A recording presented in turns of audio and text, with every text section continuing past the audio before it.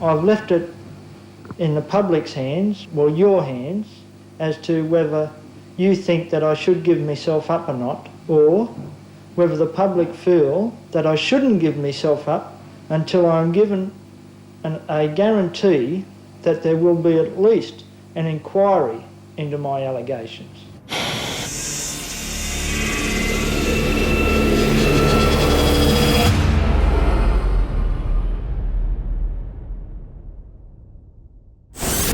Denning came from a very violent family. His father was a brutal, hard-nosed criminal who spent a lot of time in jail anyway, and as a consequence, he was left without a father as a guiding figure. He was also a witness to his mother committing suicide in front of his eyes. He would have spent most of his childhood with nothing to lose because it's all gone. And so it's not any surprise that he gets into serious crime because there's nothing to stop him. By 21, he was convicted of a string of armed robberies and sentenced to 13 years in Parramatta Jail. And it was never controlled in any way by the prison officers, other than them pointing guns at you from their towers at muster. But other than that, the more blood that was spilt on the circle, the happier they felt. And that's what sort of institution Parramatta was. Denning was familiar with violence and cruelty, but nothing could prepare him for prison life. Early on, he'd called on guards to stop beating another prisoner and was bashed by 6 of them for his insolence. Denning was desperate to escape.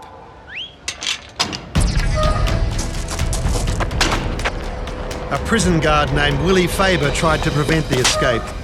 Denning opened up his skull with a claw hammer. As well as being outrageously violent, it was completely unnecessary in the context of Denning and his fellow inmates' attempt to escape. Faber could not initially identify his attacker. He later said it was Denning, but in the witness box, Faber admitted the police had told him that Denning was the culprit. The Crown's case rested on an unsigned record of interview, which Denning denied ever giving. He was sentenced to life in prison. That's the only charge he ever denied. And he was charged with many offences, many armed robberies over a 10, 20-year period. The attack on a prison guard meant Denning was headed for Grafton Jail, where the state's most dangerous prisoners were housed. In Grafton Tracks, which was short for intractables or difficult prisoners, you started off with a reception biff, sometimes known as the Jacaranda Festival, where you got beaten senseless as an introduction. It only eased up after a few weeks and then it never got better. News of the attack on Faber preceded him, and Denning was hit harder than most.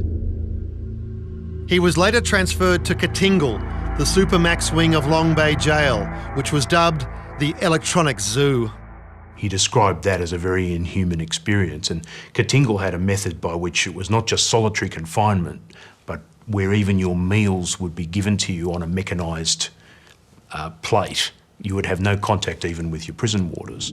Prisoners were confined to tiny cells with no natural daylight or fresh air. Conditions were so inhumane, Katingle was eventually closed, and Denning was transferred to Maitland prison. He began work on his next escape. In 1977, Denning and 6 others, all armed robbers, escaped from Maitland Jail, a maximum security prison, going out through a new shower block in the prison, down over the wall, and then off into the suburbs and countryside. While it was some feat to get out of that jail, which is effectively a big stone box, not much thought had gone into what they were going to do once they got over the wall. The prisoners were all caught within 4 hours. With 2 prison breaks behind him, Denning was a serial escapee, and authorities singled him out for special treatment. Grafton, second only to Katingle, was the worst jail Ray went to. He was bashed regularly on his account by prison officers. In Grafton, Denning joined a prisoners' action group. Perhaps he'd resigned himself to his life sentence and wanted to improve conditions. Denning wrote of the constant beatings and humiliation in a diary which was circulated amongst prisoner action groups. Denning's diary was smuggled out of prison and published as part of a push to close Grafton Jail. In April 1980, Denning reached his breaking point and once again put his life on the line to escape prison. He was put in a rubbish skip.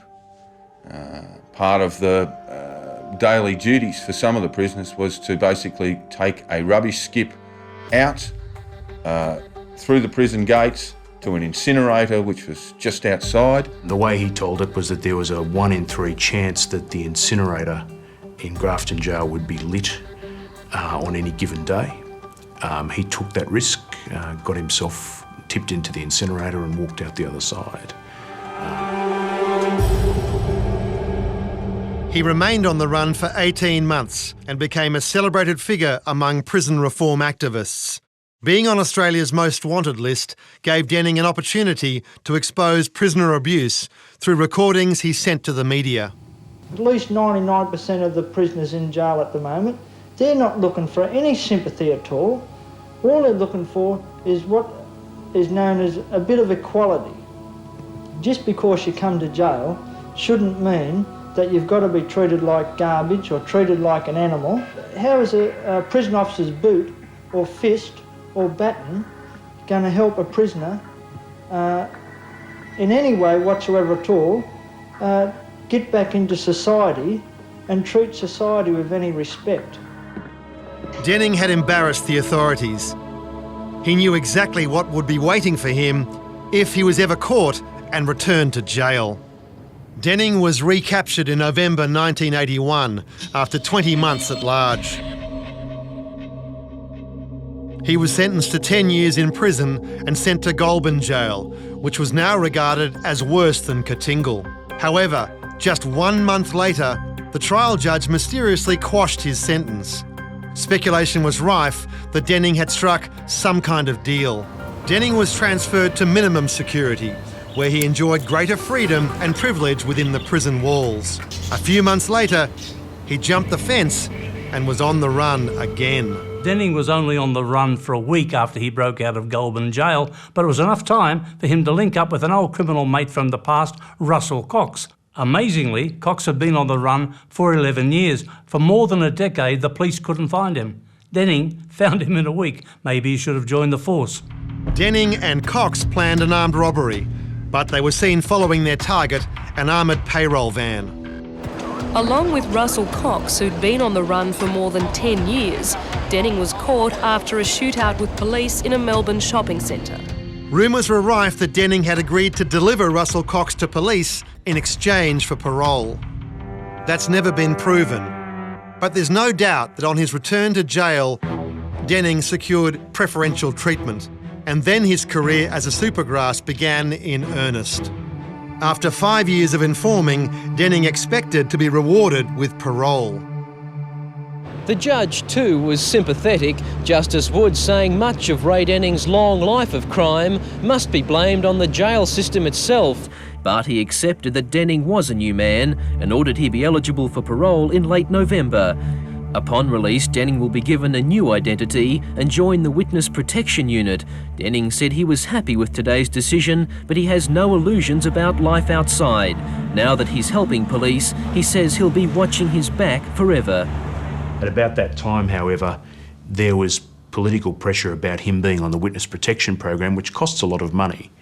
And there was some flack going around that state government money and the taxpayers' money was being used to protect this criminal, in response to which they dropped him from the program, just about as he was being released. So he had this terrible situation in which he had a new identity and a new bank account, but he hadn't yet got his ID, so he couldn't access those things. So he was basically left to dry by the state government with no resources at all and none of the identity protection that he'd been promised to save him from the underworld he'd informed on. How do you feel, Ray? Good.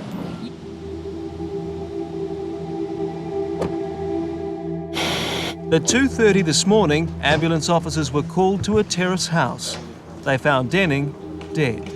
Ambulance officers attended and initial indications are that the man Denning collapsed.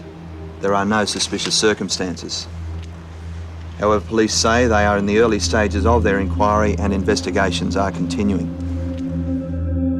Denning died of a heroin overdose, but the circumstances were suspicious. There were needle marks found in Ray, but in his back. Nowhere where anyone would normally inject drugs. Many still believe his death was murder, a hot shot of heroin delivered by the underworld to silence the supergrass once and for all. We still don't know whether we did the right thing, seeking to get him out of jail, particularly after he was dropped from the witness protection program. We comfort ourselves with the fact that he probably had a great time in the 6 weeks that he was genuinely free. Other than that, though, it's a tragic loss of life. It's someone who I think might have been able to rehabilitate himself in the right company.